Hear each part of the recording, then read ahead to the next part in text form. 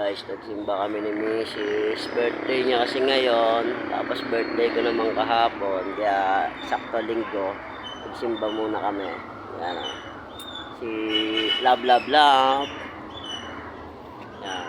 Nagsimba kami. Kasi pasalamat sa last one na naman na taon na pinagkaloob sa amin ng kung may kapal.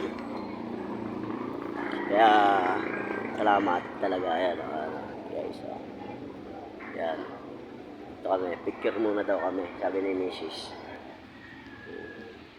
Birthday namin eh.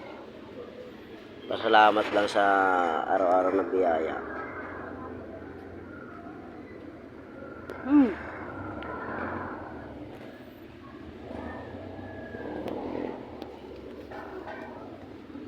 Salamat yung isa.